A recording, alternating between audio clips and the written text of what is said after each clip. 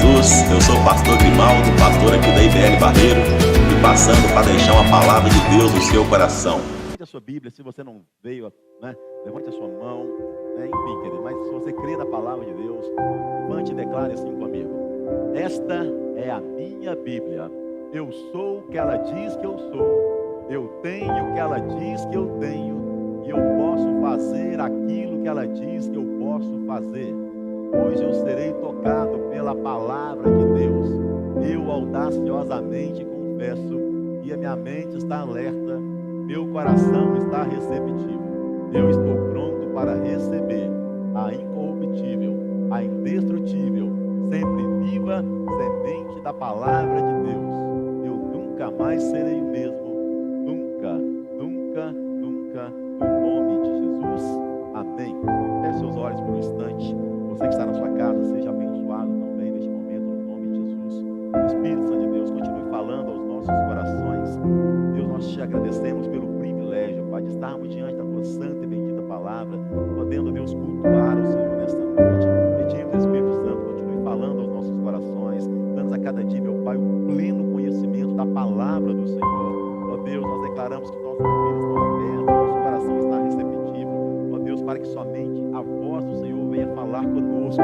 Assim, meu Pai, nós repreendemos toda voz contrária, todo espírito contrário, meu Deus, que tentar, meu Deus, seduzir o nosso coração com palavra de engano, ó Pai, de desviar a nossa atenção. Nós rejeitamos em nome de Jesus Cristo, pois declaramos, ó Pai, que estamos atentos somente à voz do Senhor. Deus, cumpra a vontade do Senhor em nossas vidas, ó Pai, e complete a obra do Senhor em cada um de nós. Em nome de Jesus nós oramos. Amém. Graças a Deus. Podeis assentar, meus irmãos. Glória a Deus.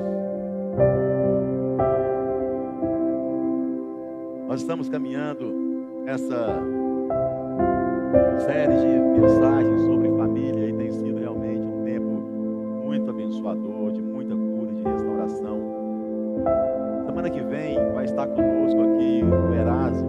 O Erasmo, ele é um economista, ele é um grande homem de Deus, membro da nossa igreja.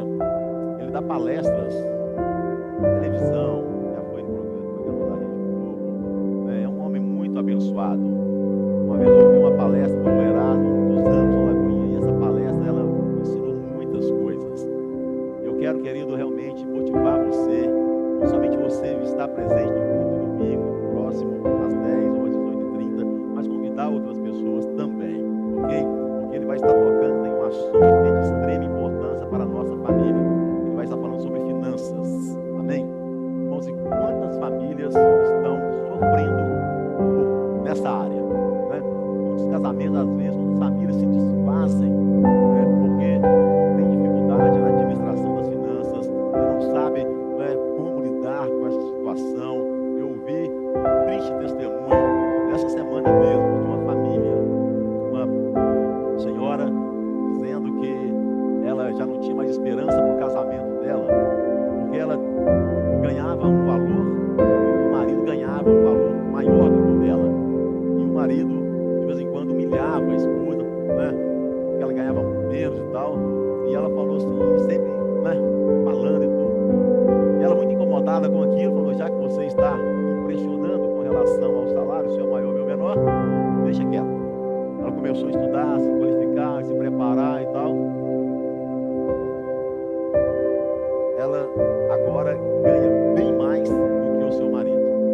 E agora é ela que está jogando na cara do marido. Inverteu a situação. E agora um conflito. E ela falando: olha, pastor, eu já não tenho mais esperança. O meu casamento para mim já acabou.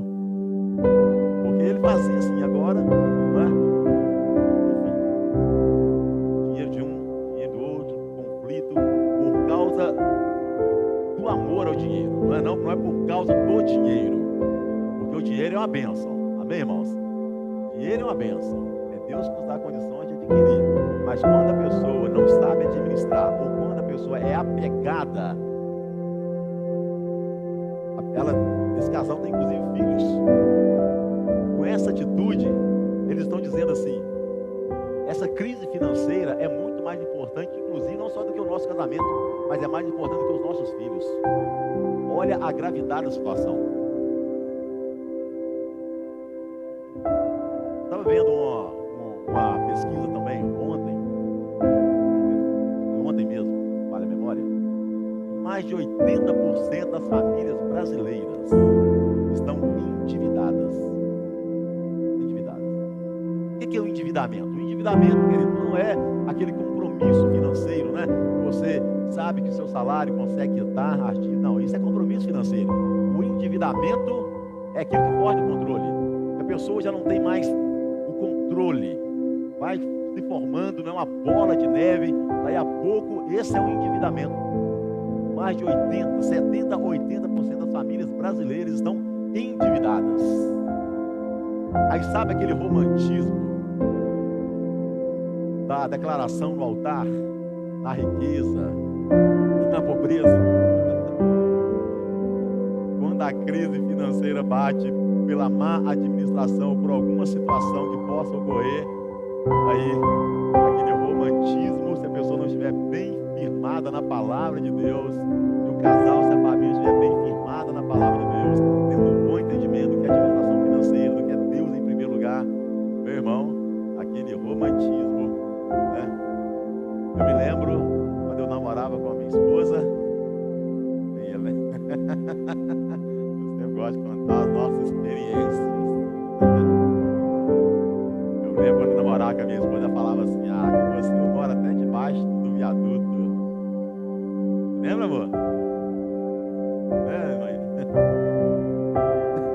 Glória a Deus, né? Eu fui preciso, nós morávamos debaixo do viaduto. Amor, né? Glória a Deus, amém. Que esse amor cresça cada dia mais, em nome de Jesus, amém. Mas a situação, irmãos, é que muitas vezes quando chega uma situação como essa, muitos casamentos entram em crise, realmente. E aí, uma situação, amém? Então, domingo que vem nós vamos estar aprendendo mais sobre Erasmo, vai ser uma bênção muito grande, irmãos, porque uma das situações tão essenciais para a gente aprender, para ter uma boa harmonia com uma família equilibrada financeiramente também. Amém, irmão? Isso é de fundamental importância, querido. Primeiro Deus, não é? Primeiro Deus, não é? Primeiro Deus, você sabe disso. Mas uma das coisas que é tão séria também, pode trazer uma séria complicação, é o desequilíbrio financeiro, amém?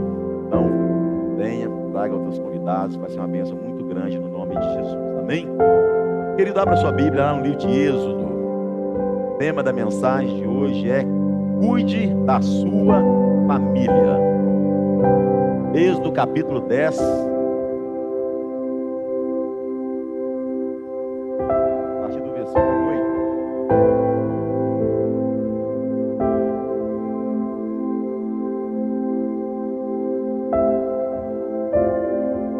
Êxodo 10, versículo 8. Então Moisés e Arão foram conduzidos à presença de Faraó, e este lhes disse: ide, servi ao Senhor vosso Deus. Porém, quais são os que hão de ir? Respondeu-lhe Moisés: havemos de ir com os nossos jovens, e com os nossos velhos, e com os filhos, e com as filhas, e com os nossos rebanhos, e com os nossos gados. Havemos de ir porque temos de celebrar festa ao Senhor. Replicou-lhes Faraó: seja o Senhor convosco, caso eu vos deixe ir, e as crianças. Vede, pois tendes conosco más intenções. Não há de ser assim. Ide somente os homens e servi ao Senhor, pois isso é o que pediste. E os expulsaram da presença de Faraó. Até aqui por enquanto, meus irmãos. Esse contexto aqui você já conhece, não vou nem gastar muito tempo explicando para você neste contexto aqui da libertação do povo do Egito, não é? Mas o fato é que Deus havia levantado Moisés para ser o libertador do povo ali da terra do Egito, uma terra de escravidão. Então Deus manda Moisés ir a Faraó, e ali a ordem era: Faraó, você deve deixar o povo de Deus sair desse lugar de escravidão e celebrar uma festa ao Senhor. E ali, no diálogo entre Moisés e Arão, que era, aquele que porta-voz de Moisés,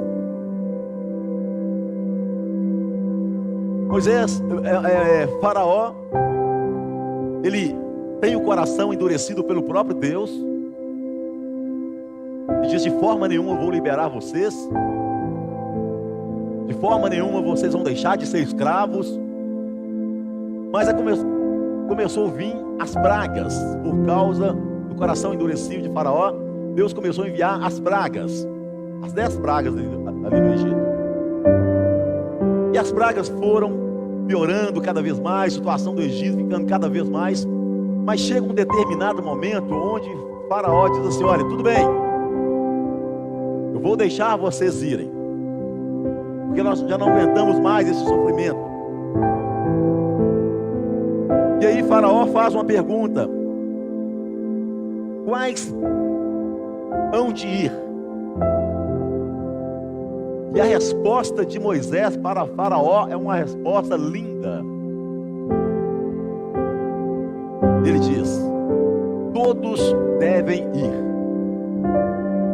porque ninguém vai continuar sendo escravo nessa terra. Ninguém vai continuar, Faraó, sendo servo, escravo seu. Então quem deve ir? A resposta de Moisés: os nossos jovens serão libertos.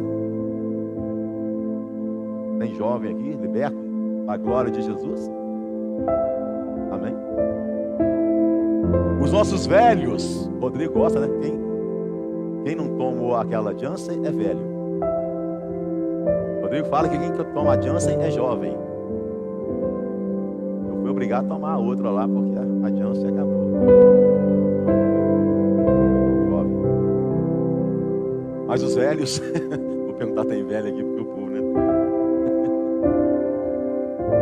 Maíldo?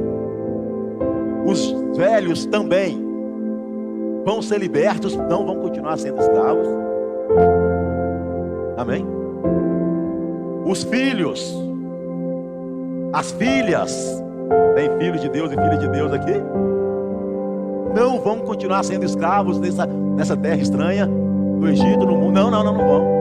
E tem mais: até os nossos rebanhos e os nossos gados vão ser libertos também.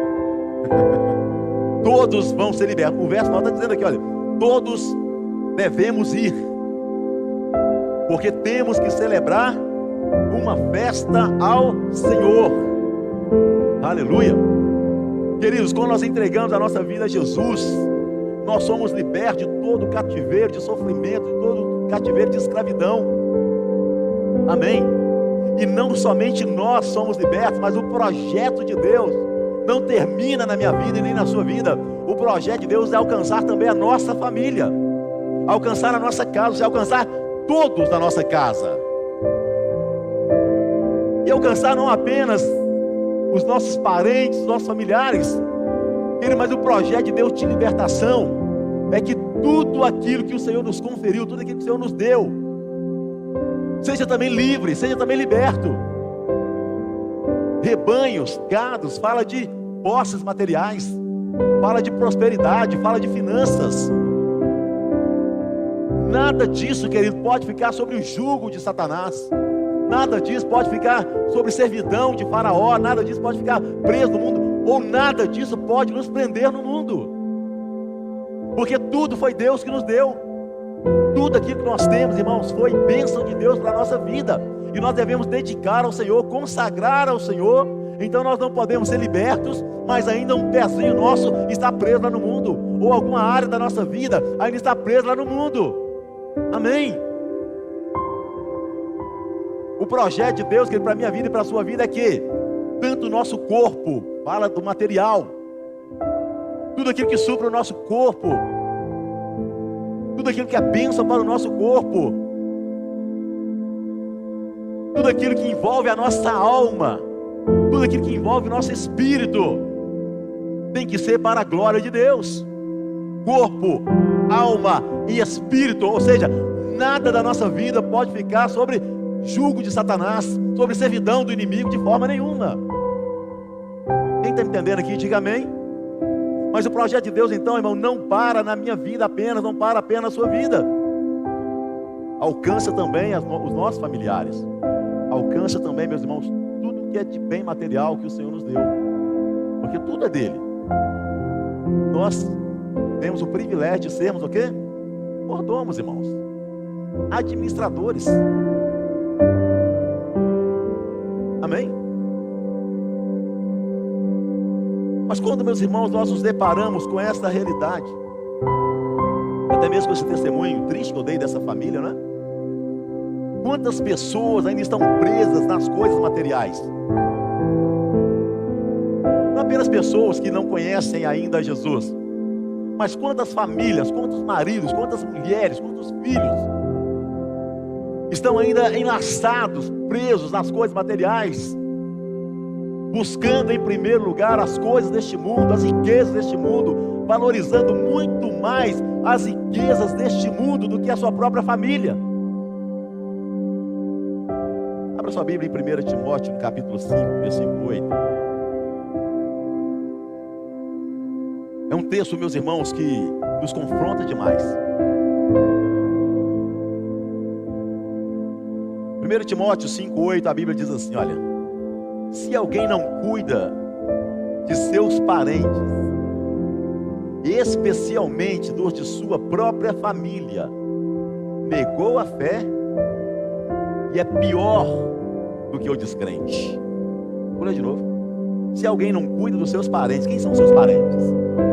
Você que já é casado, os seus parentes, seu pai, sua mãe, seus irmãos, seus primos, seus tios, avós, por aí vai. Os parentes.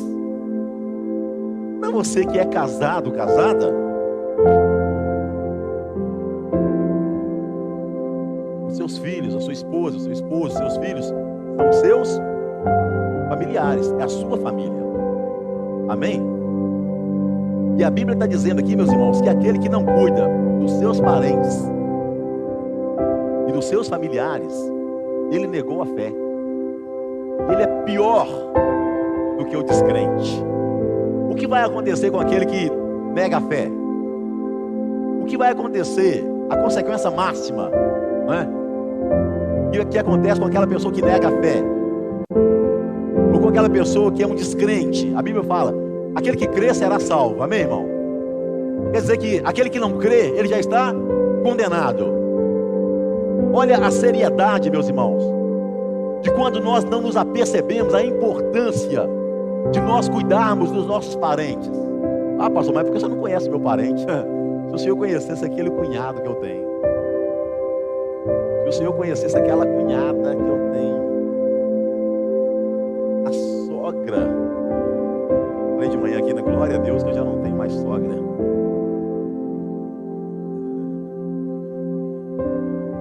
Tem minha sogra aqui, mãe. Mas a minha sogra, mãe da minha esposa, eu falo glória a Deus, não, né? Porque eu estou livre dela, muito pelo contrário. Minha sogra era uma serva de Deus e hoje ela já está na glória. Então, glória a Deus, né? E hoje eu já não tenho mais sogra. Aleluia! Louvado seja o nome do Senhor. Ela está num lugar muito melhor do que eu, muito melhor do que nós. Amém, irmão? Minha sogra era uma bênção. Aleluia! Louvado seja o nome de Jesus. Verdade. Tá rindo de quê? Verdade. Acredita não? Minha sogra é uma bênção. Não é? Cuidou bem da minha esposa, né? Então, estamos aí, para a glória de Jesus. Amém? Irmãos, mas preste atenção na seriedade dessas palavras, desse texto. Já parou para pensar nisso, irmão? Se você não está cuidando bem dos seus parentes, pode ser aquele cunhado, mala sem alça, papelão, em dia de chuva, cheio de pedra. Tenta carregar uma mala dessa. Complicadíssimo de lidar, não é? Mas você tem que cuidar dele também. Tem que cuidar, né? Tem que amar, cuidar dos familiares. Porque às vezes as pessoas falam assim: olha, eu estou atravessando uma grande tribulação na minha casa, com os meus parentes, meu pai, minha mãe, meu tio e tal, né, os meus familiares mais próximos. E muitas vezes tenta transferir a responsabilidade para Satanás, para Faraó. E nesse caso a responsabilidade não é de Faraó, a responsabilidade não é de Satanás. Quando nós não cuidamos dos nossos parentes, dos nossos familiares, a responsabilidade recai sobre nós mesmos. E as consequências também dessa negligência de não cuidar da nossa casa recai sobre nós mesmos. E muitas pessoas ainda enlaçadas nas coisas do mundo, presas às coisas materiais, muitas vezes valorizam mais as coisas do mundo, mais as riquezas do mundo do que propriamente a sua casa, a sua família. E a Bíblia diz muito claro, irmãos: buscai, pois, em primeiro lugar o reino de Deus e a sua justiça, e todas as outras coisas vos serão acrescentadas. Essas palavras foi a ênfase de Jesus lá no Sermão do Monte, em Mateus capítulo 6. As pessoas estavam ali diante de Jesus, e Jesus ensinando, Jesus curando, Jesus libertando, e Jesus alimentando aquela multidão com pães e com peixes. E Jesus fala: olha, vocês estão aqui por causa dos milagres, vocês estão aqui por causa da comida e por causa da bebida, mas vocês devem buscar em primeiro lugar o meu reino, o reino de Deus e a sua justiça, e todas essas coisas serão acrescentadas. Mas as pessoas, elas invertem a ordem das coisas e começam a buscar mais as outras coisas. É aquele pai que trabalha 18 horas por dia, não tem tempo para os seus filhos. Quando chega em casa, o menino já está, a menina já está dormindo, e no outro dia aquela correria, não tem tempo de qualidade com a esposa, não tem tempo de qualidade com os filhos, né? De repente é o caso da esposa também, porque hoje, né, a sociedade está diferente. Um tempo atrás, essa questão da provisão vinha mais por parte do marido, mas hoje está muito igual isso daí.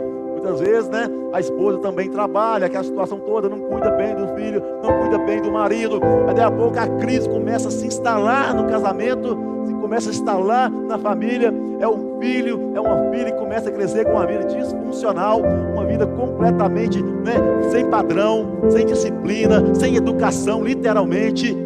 E aí começa a crise crescer na família. Daí a pouco a bomba explode. Não dá mais para viver essa família, não dá mais para viver esse casamento, vamos separar.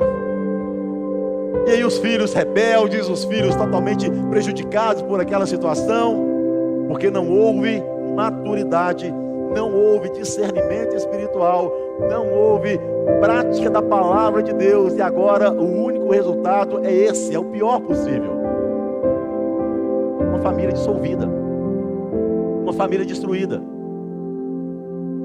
O pior resultado deste mundo, mas o pior ainda que está por vir. Meu irmão e minha irmã, preste atenção nisso, porque quando nós não cuidamos dos nossos parentes, estamos sendo negligentes, obedientes.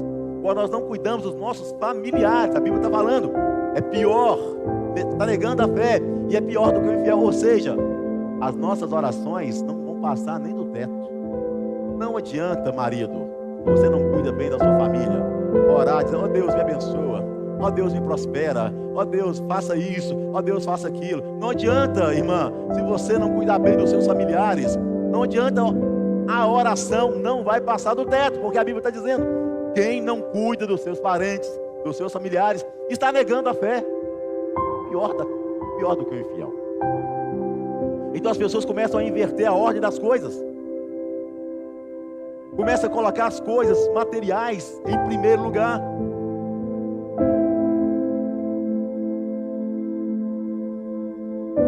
Começa a valorizar mais as coisas materiais do que as coisas espirituais, que a própria família. Começa a valorizar aquilo que é superficial, é passageiro, tem até o seu valor, mas troca isso por aquilo que tem muito mais valor, que é de fato essencial. Fazer uma dinâmica aqui. Amor, você já esteve aqui? Chama o pastor Rodrigo aqui. Vem cá, Rodrigo. Passa o microfone pro Rodrigo, fazendo favor. Fazer uma dinâmica com o Rodrigo aqui. Jovem, a barba branca está entregando, mas não vou falar a sua idade. 41. Aí, ó. Jovem. Conheço o Rodrigo, já temos 20 anos. Mais ou menos. Nem barba tinha. Ô, Rodrigo, olha só, irmão. Você tem um carro, ele é importante pra você, não é?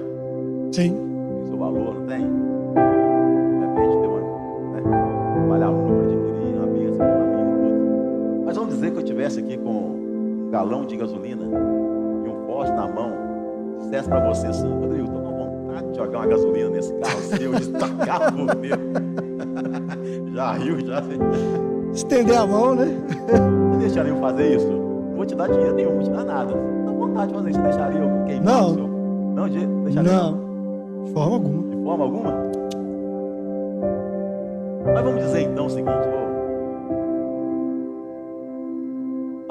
seguinte, olha, ao invés de você deixar eu colocar fogo no seu carro, você vai perder o seu carro, sim. Mas ao invés disso, vamos dizer então o seguinte: você quer fazer uma troca? Então eu vou cortar os seus 2 braços em troca do seu carro. Põe fogo no carro. Por quê? É de maior valor os braços. Amém. Isso aí. Já entendeu?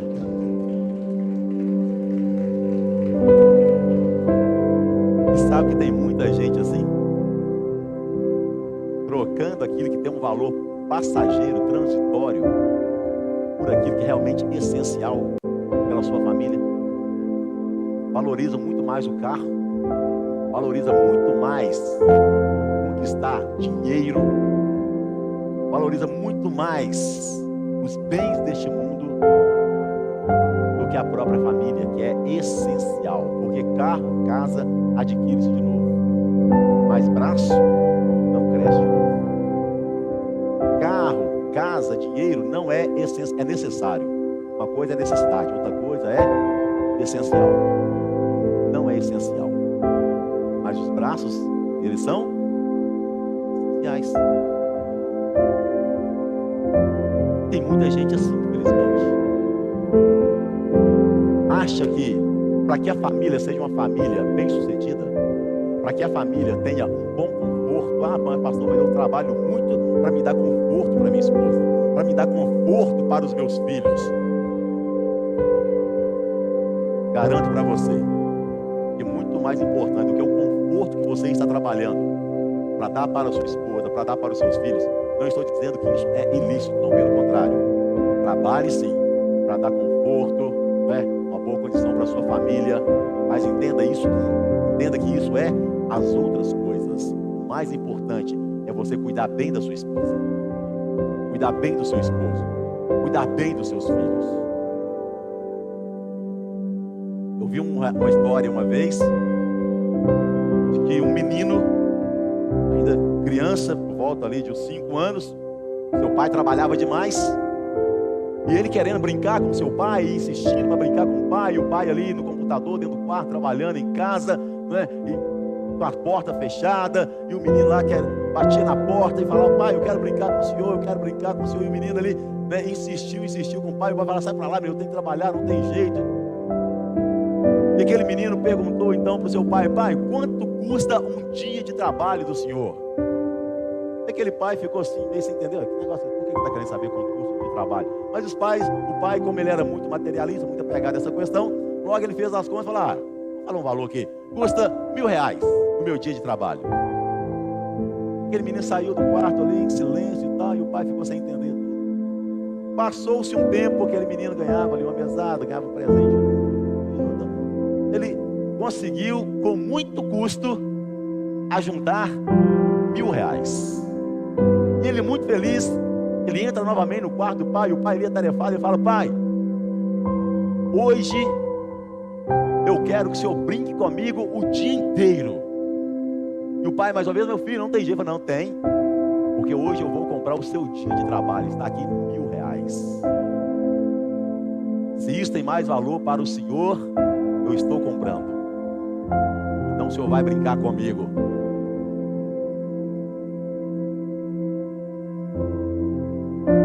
Podia ter ido dormir sem essa, né?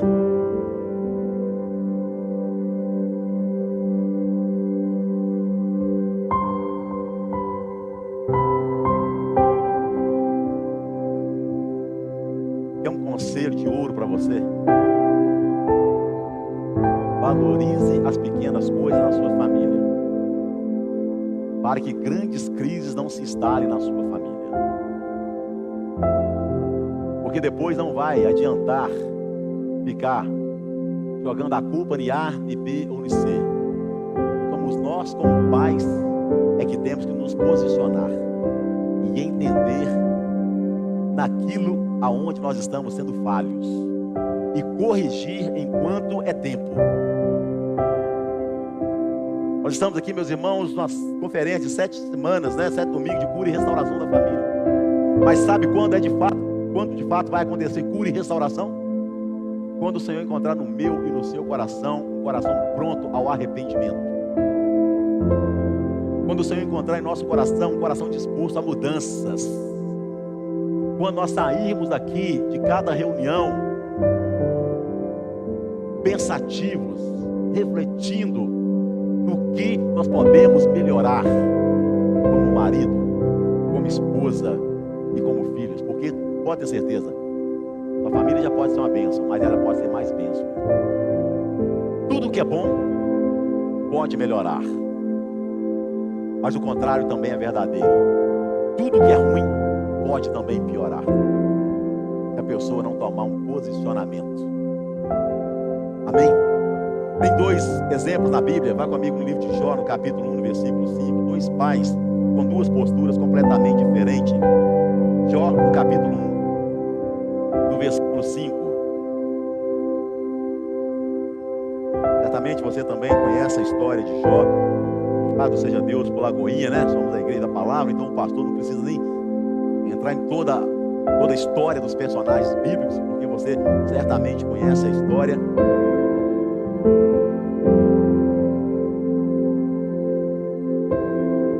Mas em Jó capítulo 1, versículo 5, a Bíblia diz assim: olha, decorrido o turno de dias de seus banquetes, chamava Jó a seus filhos e os santificava.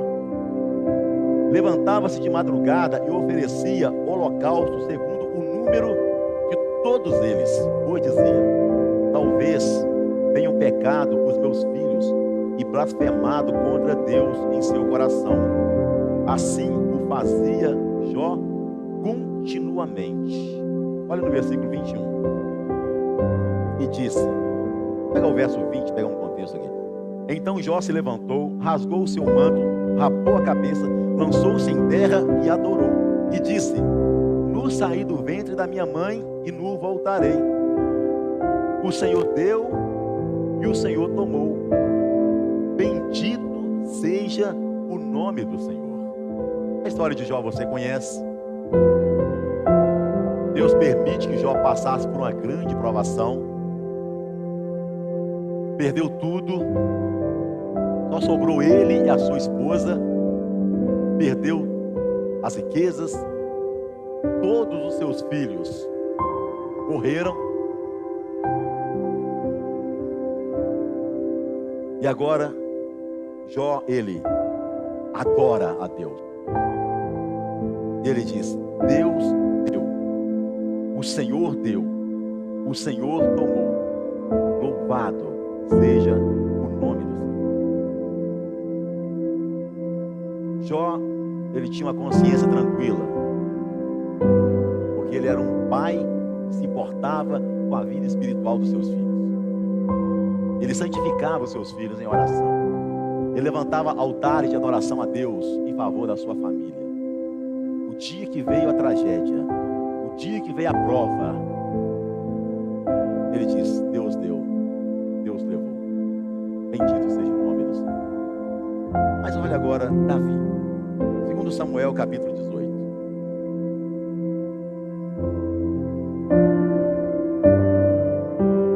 Samuel 18, versículo 33.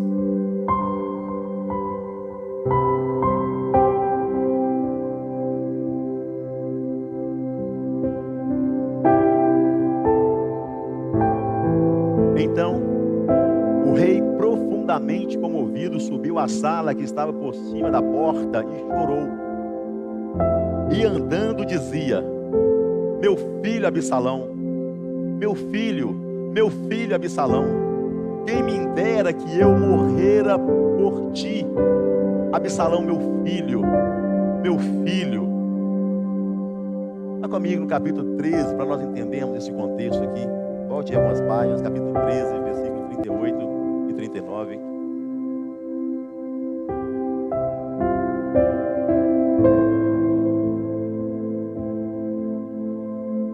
Assim, Absalão fugiu, indo para Gessur, onde esteve 3 anos.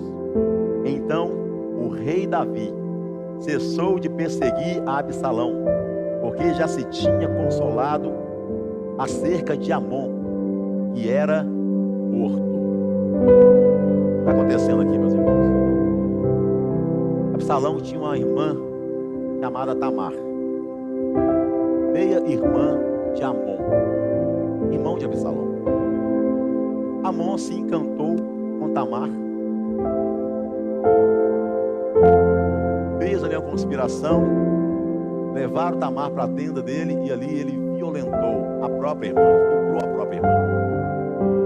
Absalão, quando ele ficou sabendo daquilo, ficou muito irado e tramou uma estratégia e acabou matando o seu irmão, matando Amon. Depois que ele mata o seu irmão, ele foge para uma terra distante. E Davi, durante um tempo, perseguiu Absalão.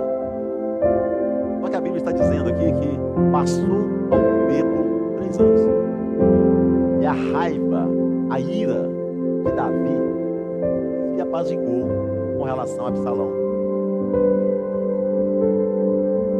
O texto vai continuar dizendo que Absalão, ele voltou para Jerusalém.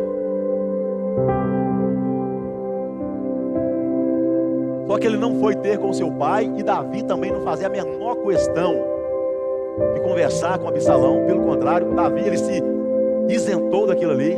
Ele não procurou Absalão para poder trazer disciplina ou para trazer o que fosse necessário sobre Davi. Ele largou Absalão de lado. E Absalão agora estava em Jerusalém.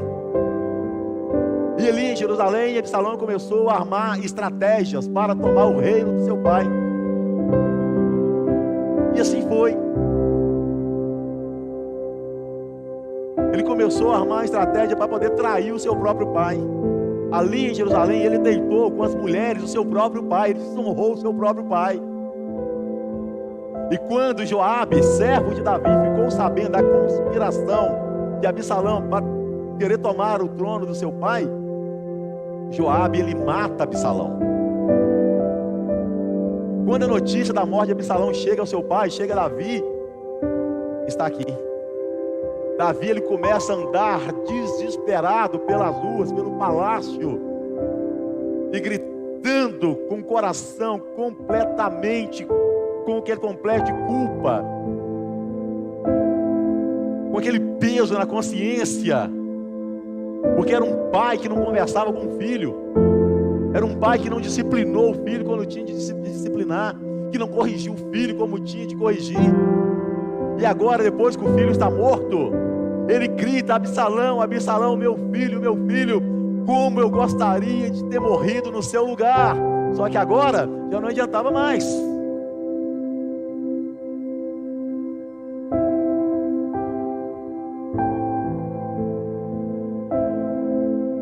Não adiantava mais.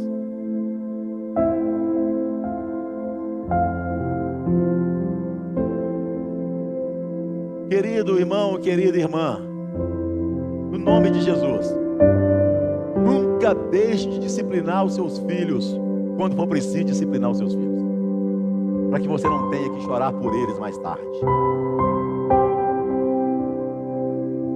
Nunca deixe, irmão, não faça isso. Porque é muito pequenininho. E o menino dá o tapa na cara da mãe. Que bonitinho. Meu, casa nunca teve isso, porque senão.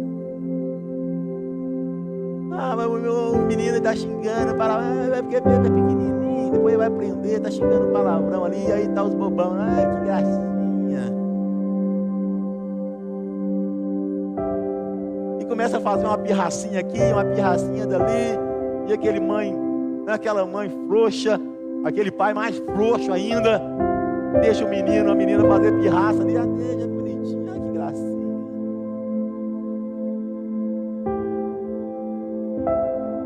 O menino vai crescer com uma identidade completamente corrompida. Menina vai crescer com uma personalidade completamente corrompida, completamente má. E a culpa vai ser de quem?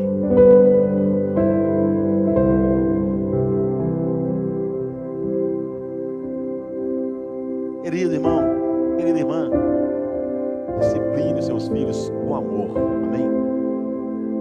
A Bíblia fala que a vara da disciplina, ela é boa. Ela é boa. Porque você corrigindo o seu filho, corrigindo a sua filha, você pode estar livrando eles da morte. Agora Absalão estava morto, não adiantava mais Davi ficar chorando. Eu gostaria de estar no seu lugar, como eu gostaria de estar no seu lugar. Dois pais com histórias completamente diferentes. Quando os filhos de Jó morrem, ele tinha uma consciência tranquila. O Senhor deu, o Senhor levou. Louvado seja o nome de Deus. Quando o filho de Davi morre, a culpa vem. Nós, meus irmãos, nunca venhamos carregar a culpa pelo fracasso dos nossos filhos. E nós nunca venhamos ser os responsáveis pelo fracasso dos nossos filhos. Já falei aqui na igreja, já te ensinei e volto a ensinar quantas vezes forem necessárias. Papel de pai e mãe é corrigir o filho, é corrigir a filha na hora certa, com amor, conforme diz a palavra de Deus. Não tem esse negócio que é pequenininho, que é bonitinho, que... Não, irmão, você tem que corrigir, corrige. Para que você tenha a sua consciência tranquila. Porque a nossa vida, querida, ela é marcada também pelas nossas decisões, e nós temos o nosso direito de escolha. Porque se porventura um dia esse seu filho, essa sua filha crescer e não quiser saber de nada com Deus, ou quiser andar por outros caminhos do mundo, caminhos de morte, caminhos de sofrimento, e eu e você como pais, nós tenhamos a nossa cabeça, a nossa consciência tranquila. O que eu pude fazer para ensinar, eu ensinei.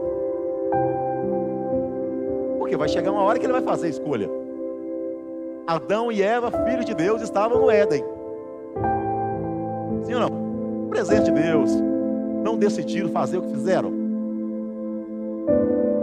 Então, se o menino um dia ele crescer e quiser andar pelos caminhos que quiser andar, que nós tenhamos a nossa consciência tranquila como pais.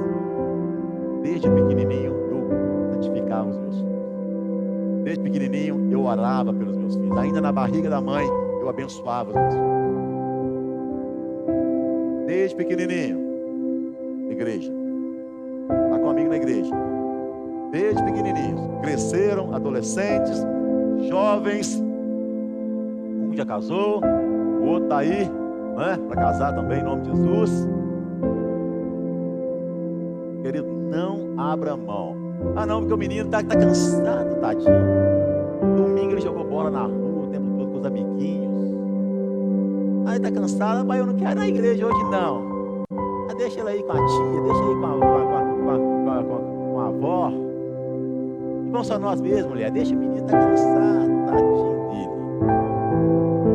Não sabe o mal que você está fazendo. Não faça isso. Família tem que estar junto. Eu gosto de contar exemplo meu para vocês, irmãos. Teve uma época que nós não tínhamos carro ainda. E os meninos eram, quem conhece o Vitor Vinícius sabe, são gêmeos, né? Gêmeos, uma bênção, né? Tiveram que aprender a andar rapidinho. Porque como carrega dois no colo? Nem a gente podia carregar, nem ninguém carrega dois. Vocês tiveram que aprender a andar rapidinho. Tem gente que aprende a andar rápido demais porque é feio demais, ninguém quer pegar no colo. Aí o menino é obrigado aprender a andar logo, né? Tão feio, tadinho. Quem pega no colo, quem carrega, tem que aprender a andar depressa. Não era o caso do Vitor Vinícius. Mas eu me lembro que nós saímos da onde mora, muitos irmãos sabem onde a gente mora. Nós congregávamos na Lagoinha Vista Alegre, no alto de um monte, não é? Em relação onde a gente morava. E por um período nós ficamos sem carro. E o Vitor Vinícius, eu não lembro bem a idade deles, mas eu imagino que eles tinham o quê? 4 anos. Mulher mais questão de idade, né? Eles tinham 4 anos, nós íamos aqueles 2 toquinhos assim amarrados, de mãos dadas, e subíamos a pé e voltávamos a pé. Todo domingo. Quando ia na quarta também. Não mata não. Pelo contrário, vai trazer vida para o seu filho, para a sua filha.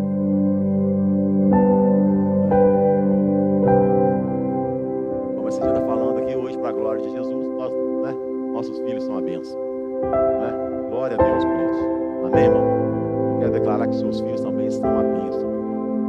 Mas sejam pais abençoadores também. Sejam pais abençoadores. Seja exemplo para os seus filhos. Seus filhos possam olhar para você, pai, para você, mãe, e dizer assim: olha, quando eu crescer eu quero ser igual ao meu pai, eu quero ser igual à minha mãe.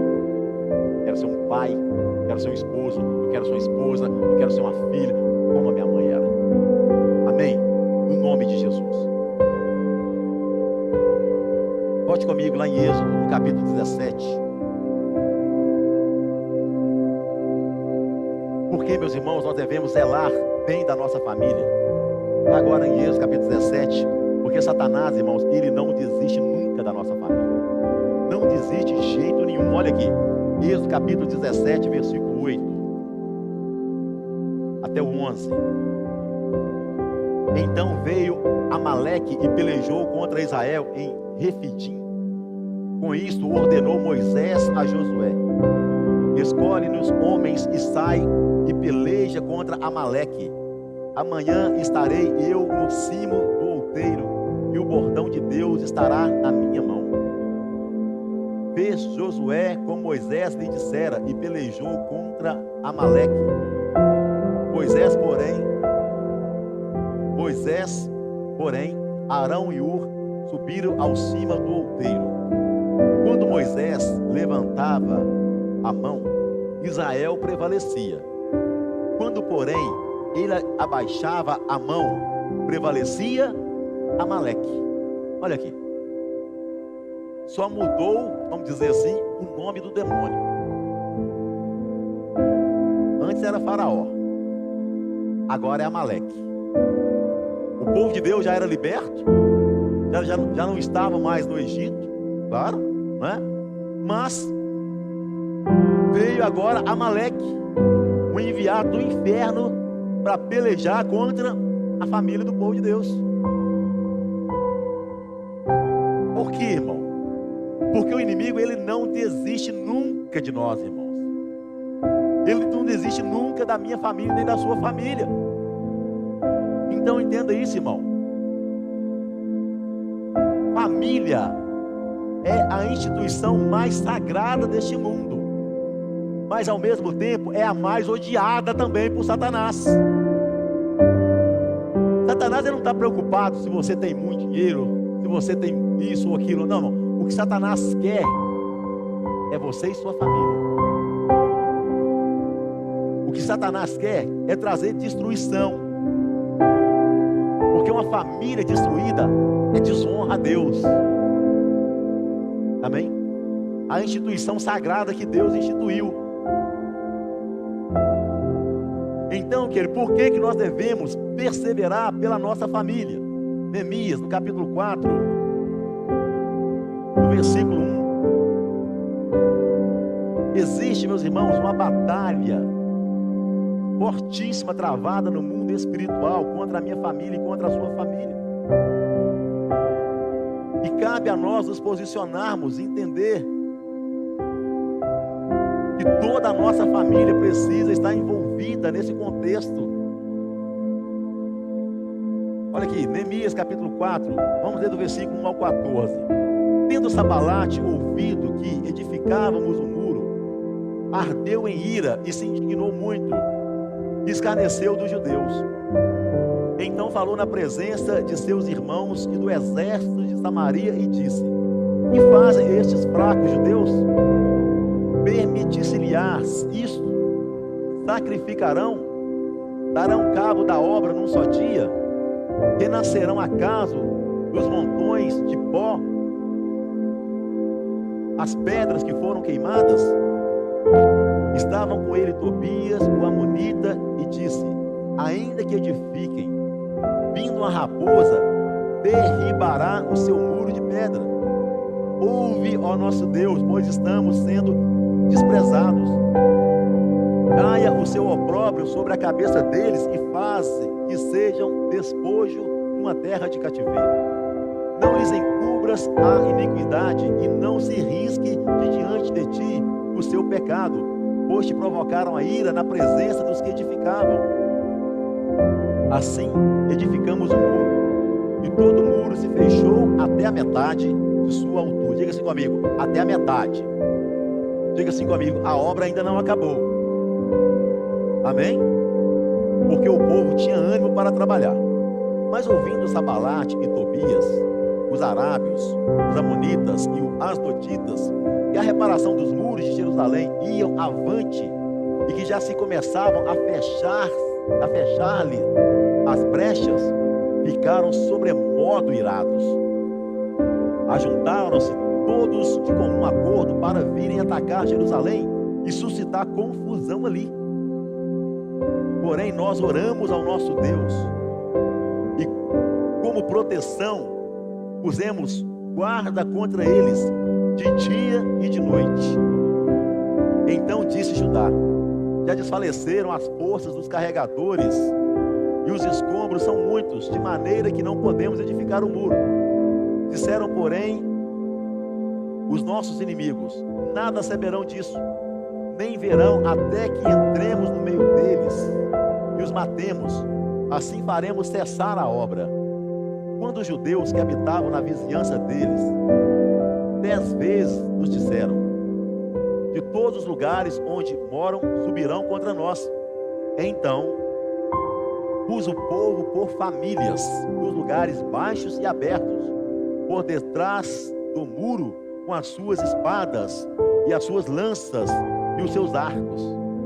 Inspecionei, dispus-me e disse aos nobres, aos magistrados e ao resto do povo: não temais, lembrai-vos do Senhor, grande e temível, e pelejai pelos vossos irmãos, vossos filhos, vossas filhas, vossa mulher e vossa casa.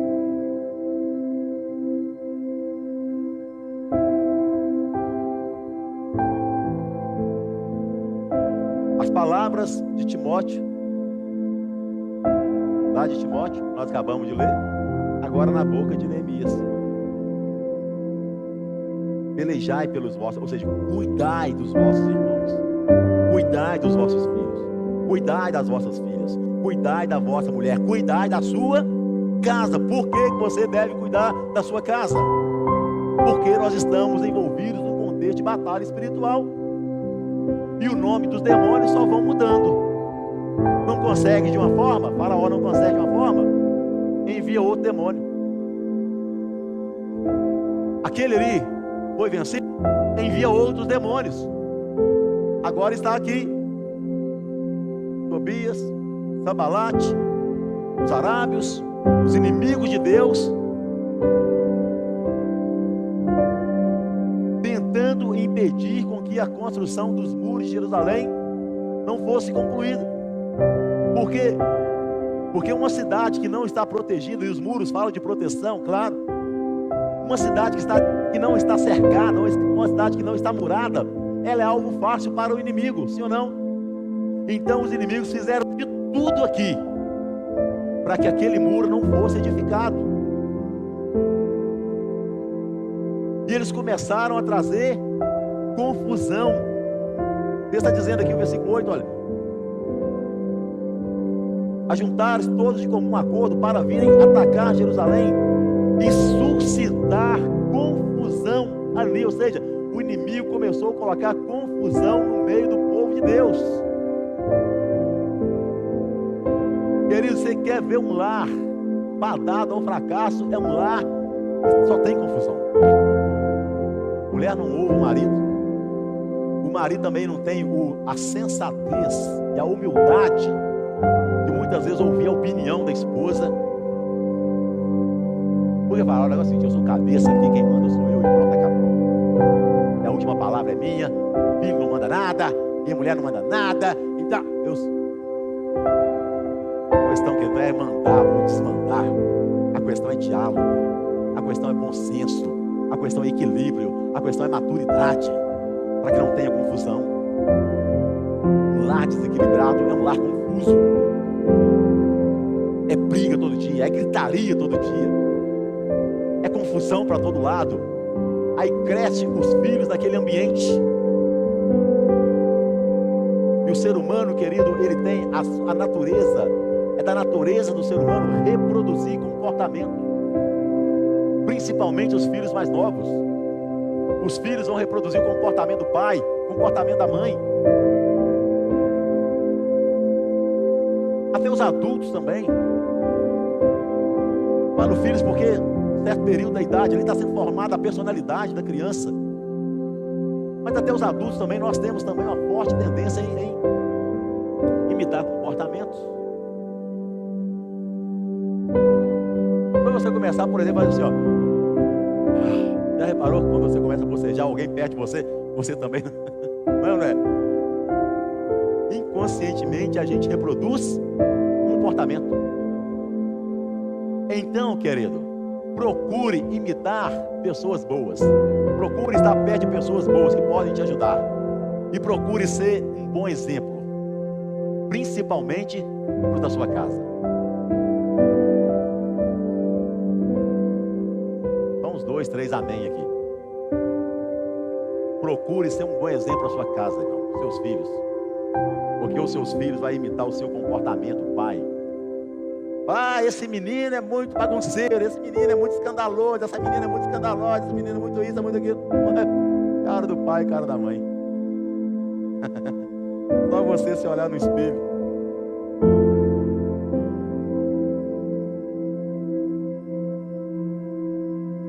Irmãos, existe uma batalha no mundo espiritual travada contra mim e contra a sua família. A notícia chegou.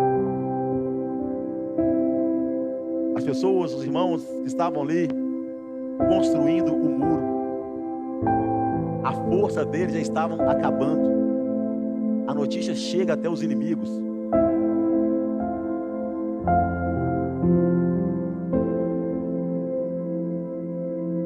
E eles investiram mais pesado ainda. Olha, já que a força deles está acabando, já que os carregadores já não têm mais força, os escombros são muitos, aqui no versículo 10. Não é? Nós vamos agora com mais força ainda. Então Neemias, que era um estrategista, quem ele usa para guardar as partes do muro que ainda não estavam edificadas? As famílias. Olha que tremendo isso, gente. Quando os judeus, versículo 12, quando os judeus que habitavam na vizinhança deles 10 vezes nos disseram: de todos os lugares onde moram subirão contra nós, então pus o povo por famílias, dos lugares baixos e abertos, por detrás do muro, com as suas espadas e as suas lanças e os seus arcos. Olha aqui, as famílias estavam ali posicionadas para qualquer retaliação do inimigo que viesse.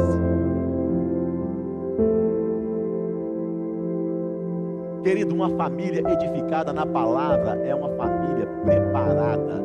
Satanás, ele pode enviar demônios, Satanás pode enviar setas, retaliações, pode enviar o inferno, irmão, que for contra a minha casa e contra a sua casa. Se a nossa família estiver posicionada em Deus, irmão, quem é Satanás para destruir uma instituição que Deus estabeleceu? Foi Deus, querido, que estabeleceu a sua família, meu irmão. Foi Deus que estabeleceu, meu irmão, a nossa família. Então entenda, querido, não baixe a guarda. Não baixe a guarda. Quem sabe você diz assim, pastor, eu realmente estou cansado. Meu marido está numa situação, minha esposa, meus filhos, então, pastor, o senhor não sabe os caminhos que essa menina tem andado. Eu estou realmente cansado. Ei, quem tem uma palavra para você? Lembrai-vos do Senhor grande e temível, e pelejai pelos vossos irmãos, vossos filhos, vossas filhas, vossa mulher e vossa casa. Olha aqui, querido. Lembrai-vos. Você não está nessa batalha sozinho. Você não está nessa batalha sozinha, minha irmã. O Senhor, Ele é com você. O Senhor, Ele é conosco. Nós possamos realmente alegrar o coração de Deus, querido, quando Deus olhar para a nossa casa e dizer, ali está uma casa bendita, ali está uma família abençoada, ali está uma família que é um referencial para essa geração, e futuras gerações vão crescer no temor de Deus, no amor ao Senhor, glorificando o nome do Senhor. E essa é a minha e a sua família, no nome de Jesus. Você não está sozinho nessa batalha. Josafá, que ele declarou, nessa batalha não teremos que pelejar, porque a batalha, irmão, a sua família foi um patrimônio que Deus te deu para cuidar, mas acima de tudo, a sua família é patrimônio de Deus. Então, querido, tome posição como marido, como pai e como filho, e descanse, porque é o Senhor que peleja por nós. É Ele que peleja pela nossa casa. Louvado seja o nome de Jesus. Fica de pé no seu lugar. Eu quero orar por você, quero orar pela sua casa. Aleluia, os irmãos louvor já podem se posicionar, os diáconos também. Daqui a pouco vamos estar participando da mesa do Senhor. Mas coloque a sua mão na altura do seu coração, querido. Se você estiver junto da sua família, abrace a sua esposa, abrace agora os seus filhos, em nome de Jesus.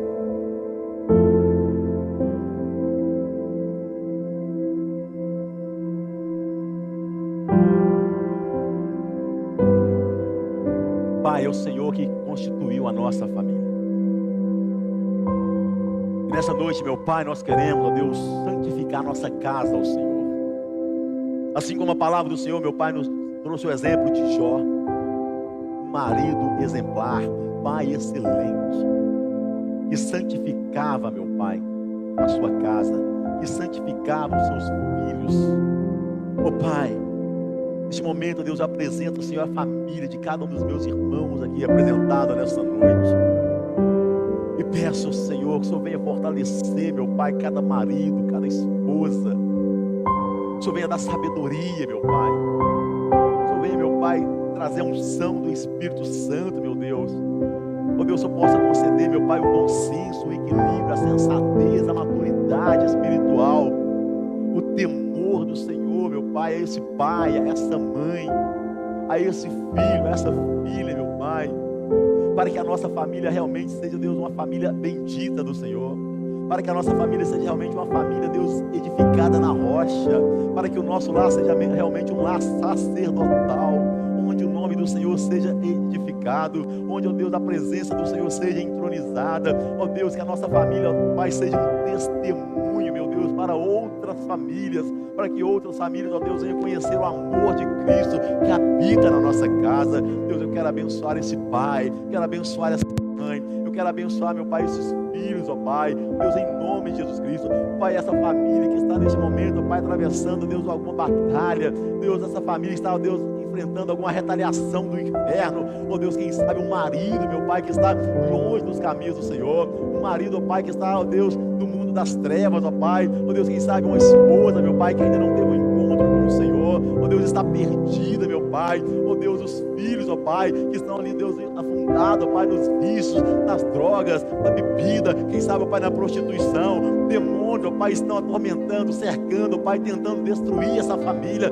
Deus, autoridade, no nome de Jesus Cristo, Pai, eu repreendo agora todo Sabalate, todo Tobias, ó Deus, todo Faraó, Deus, todo inimigo, ó Pai, que está se levantando, Deus, contra a família dos meus irmãos, caiam por terra agora, em nome de Jesus Cristo, Pai. Ó Deus, nós cremos que a boa obra que o Senhor começou na nossa casa, ela ainda não foi completa, meu Pai. Ó Deus, o Senhor é fiel para completar a boa obra do Senhor na nossa família. Ó Deus, conforme diz a palavra do Senhor, os muros, ó Deus, ainda estavam pela metade vontade, meu Pai, mas os homens de Deus, as mulheres de Deus, os filhos estavam ali, ó Deus, construindo, edificando, ó Pai, e nós também, ó Deus, não venhamos, ó Pai, nos cansar, ó Deus, nós não venhamos parar no meio do caminho, mas nós possamos, ó Deus, perseverar, meu Pai, ó Deus, na construção da nossa casa, ó Deus, porque é o Senhor que edifica a nossa família. A tua palavra diz que se o Senhor não edificar a nossa casa, em vão trabalha, ó Deus, aquele que é o sentinela, ó Deus, eu posso nos dar essa graça,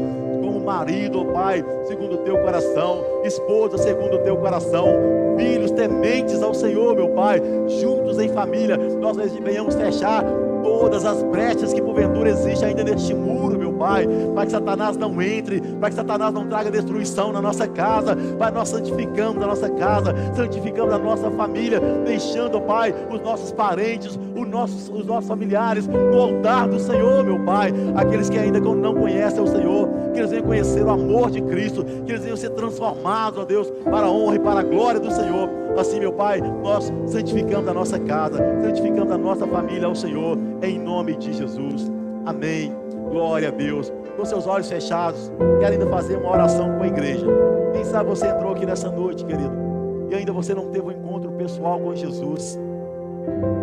Quem sabe você entrou aqui e você estava afastado dos caminhos do Senhor, e você entende que você precisa voltar para a presença do Pai, você precisa voltar para a sua família, para a comunhão com o Senhor, para a comunhão com os irmãos, para a comunhão com a igreja.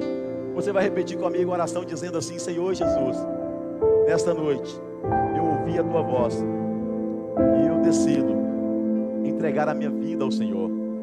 Eu te peço, Senhor Jesus, perdoe os meus pecados e escreva o meu nome no livro da vida. E eu que um dia, Senhor, andei nos seus caminhos, mas eu me afastei. Mas nesta noite eu decido voltar para a casa do meu Pai, para a minha família, em nome de Jesus. Aleluia. Com os olhos fechados, tem alguém aqui nessa noite que fez uma dessas duas orações pela primeira vez? Você entrou aqui e você ainda não tem a certeza da sua salvação, você orou essa oração de confissão, entregando a sua vida para Jesus. Ou quem sabe um dia você andou nos caminhos do Senhor, mas você se afastou, sem constrangimento nenhum, porque agora é você e Deus. Quero pedir a você que, se você fez uma dessas duas orações, levante um de suas mãos, dê um sinal assim, que nós queremos abençoar a sua vida. Tem alguém? Levante bem alto assim, eu quero ver você daqui, amém? Tem alguém aqui nessa noite, e nesse momento, volta para a presença de Jesus, se reconcilia com Ele. Todo mundo que está aqui está salvo, aleluia, glória a Deus. Então Deus te abençoe, abençoe a sua vida, abençoe a sua casa, no nome de Jesus. Os diáconos já vão estar entregando os elementos da ceia, preste atenção. Assim que você receber, querido, você vai assentar no seu lugar, com seus olhos fechados. Vamos estar em espírito de adoração ao Senhor nosso Deus, amém? Graças a Deus.